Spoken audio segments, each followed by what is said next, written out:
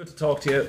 We had the comedian John Bishop on the show recently, and he was talking about growing up in the Cop and the connection that was there back when you were playing and in that era, the real connection between the Liverpool supporters and the players, in that everybody who was in the ground had some connection with the players. So it was your brother's cousin, or it was the milkman's son who was playing, and there was a proper bond that he really felt has been lost with modern football.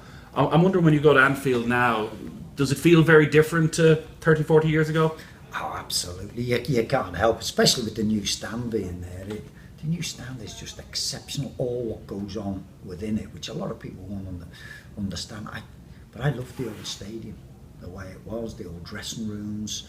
And for me, going back for a sort of an apprentice to sort of then starting to play and going on and lifting trophies in the same dressing room, in the same surroundings. But the game's moved on, and I can understand exactly what Bish said about that.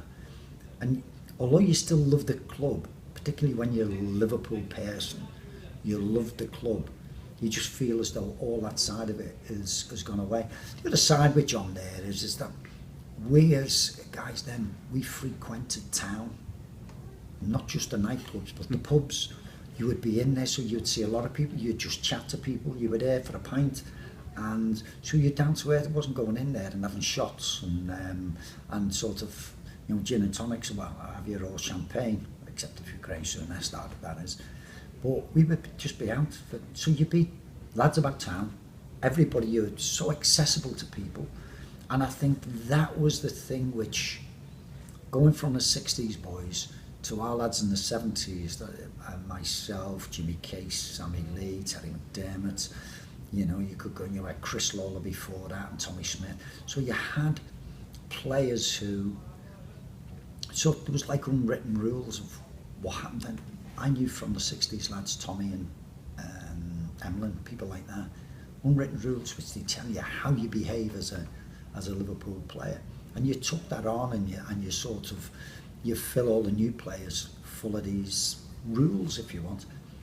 And the first one was community, camaraderie, getting together, all the basic things that you wanted. And you think, well, where's that to do with football? It made that football club so special, and it made the bond between the fans and the players so close. And I think now there's such a gap between fan and players, and it's not for the better either. And there's not probably many better people to know when that change occurred, because you say you played with the players who were there in the 60s, and when you left the club eventually, players that only retired in the last couple of years. Was there a turning point? Was it the advent of the Premier League? I think it was more the Bosman ruling, which gave a lot more power to players. I think that happened. I think in my 6 years when I left Liverpool, I was working for the media, and when I came back in 1998, you seen a bigger influx of foreign players.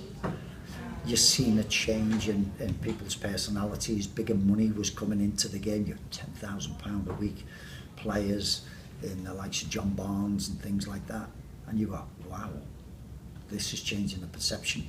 And I remember when I came back in with Gerard Houllier at Liverpool in 1998, a guy called Steve Harkness, who was at Liverpool, who I'd had in the reserves when I was reserve team manager, and he went, Tomo, he says, your stuff doesn't work anymore, mate. That's what you mean? He said, all this giving rollicans and things like that out to the players. He says, these are millionaires now, not multimillionaires, these are millionaires now. And I said, oh, isn't that right? He says, so millionaires can't have discipline and can't have rules and abide by rules. I said, well, I'm sorry. I says, but we're going to go back down that way if you want, because we needed to rest the lunatics were running the asylum at that particular point. And Hughley and myself, I knew the reason why I was brought back, and it was a part of that. So that culture and that change, there's always room for discipline. That era then was so just after Spice Boys' time, after the Absolutely. suits at Wembley. Absolutely. The club you came back to there, did the players have far more control than even, say, the great Liverpool teams you were part of? Yeah, I think they did. I think the players, you could see it with this sort of new, certainly the younger generation, who were having more of a say. When I came back, and I said to you before about learning from Tommy Smith and Emily News and whatever, and now it was the young lads who were running, who were having more influence in the club. Not that that's wrong, but it, you need to have them channel it in the right direction. But I could see it and feel it, and I'd noticed that throughout those 6 years that I was out of the game, from 1992 to 1998, I was witnessing a change then in culture, in how people viewed playing for Liverpool was, and I didn't feel it was for the better. So I hope to change it. I hope to sort of bring a little bit back, and we acquired quite a bit of success. How was that change allowed to happen, do you think, over those 6 years? Because I guess when you compare to what Manchester United were doing at the time, Ferguson never let that change. And it just seems surprising that Souness, who came through the club, Roy Evans, who was part of the boot room, that it was able to happen while they were there. It wasn't an outside influence that let it change. Yeah, I just think it evolves. I think it's hard. It's all right now looking back, but at the time, those sort of things, 6 months, when you're thinking, oh God, you've got to win the change here, and you're trying to keep everybody happy, and that's a football club. The end thing is about the result, and sometimes you'll do anything you can to get that result, and sometimes you let players get away with things that you wouldn't normally do to try and get that end result. And I think managers become a little bit too easy on players to get that to happen, and you could see that, and it was very difficult. I'm not saying that Gerard Houllier and myself, we didn't have any problem. We certainly did, but you did try and change that attitude and influence. As you say there, you had Graham Souness, who was trying to, who made a big, and maybe went too far the other way in clamping down, and the players weren't able to function and to play as they did. But certainly you could see that wind of change coming about. As I say, I came in 1998, and Steve McManaman was leaving Liverpool to go to Real Madrid. We didn't know that at the time. So I came in November 98, and Gerard Houllier said to me, Phil, can you, being a local lad, have a word with McMahon, local lad, coming back to that? And he said, his contract's up at the end of the year, and we're trying to get him to sign a new contract. He's not having anything of it. Can you have a word? You just, being a local lad, I sat him down, had a chat, and Macca was full of it. Oh yeah, I'm still thinking about staying.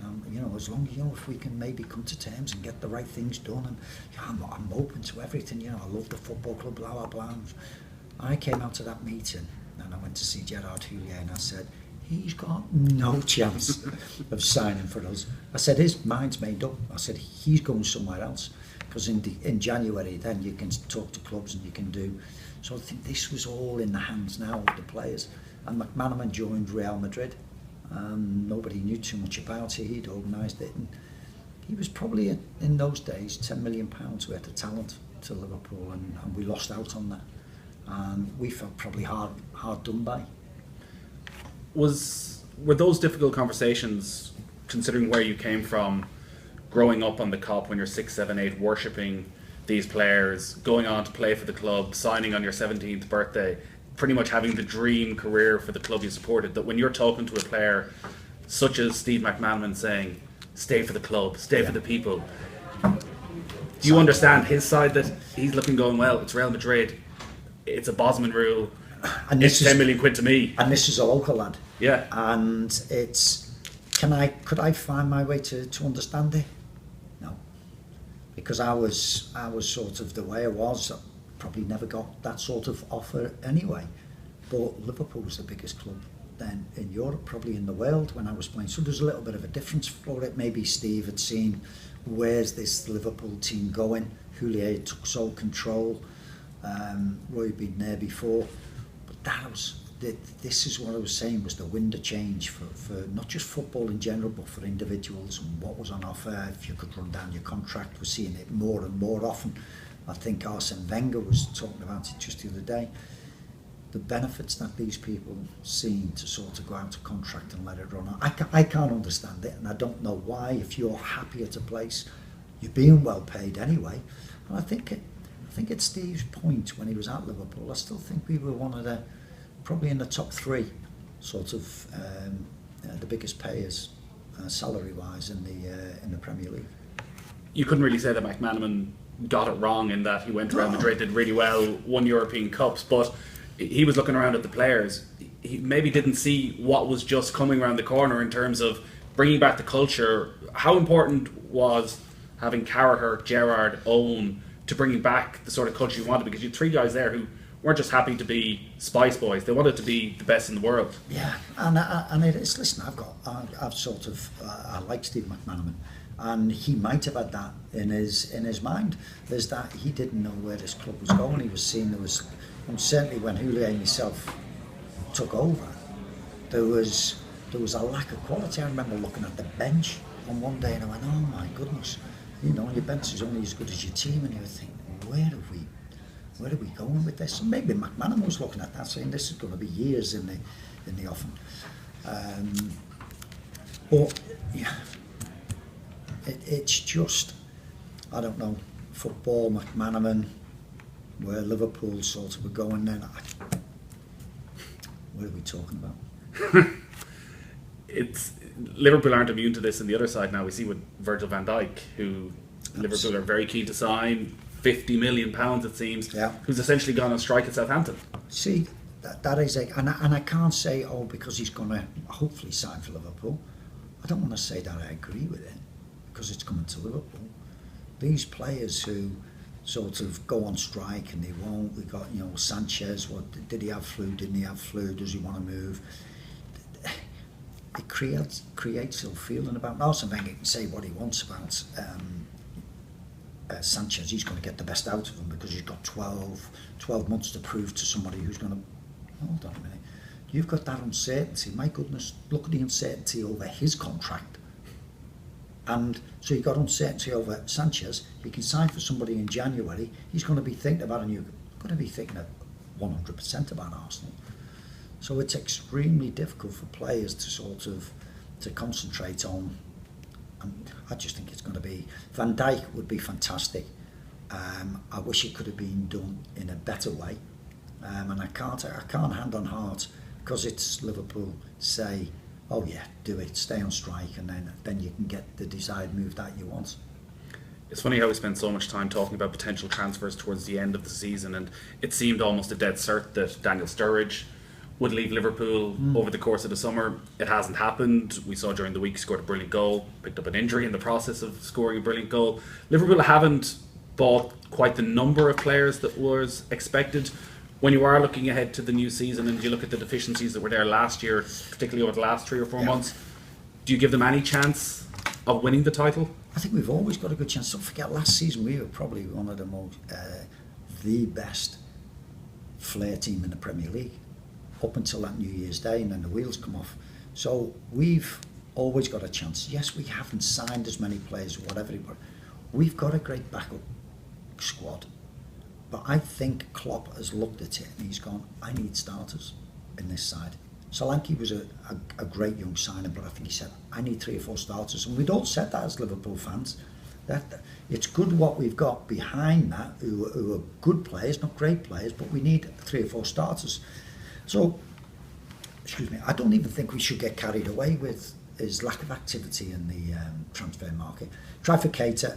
That's not happened. I think the Van Dijk thing, as long as it gets done in the right way, I think will happen.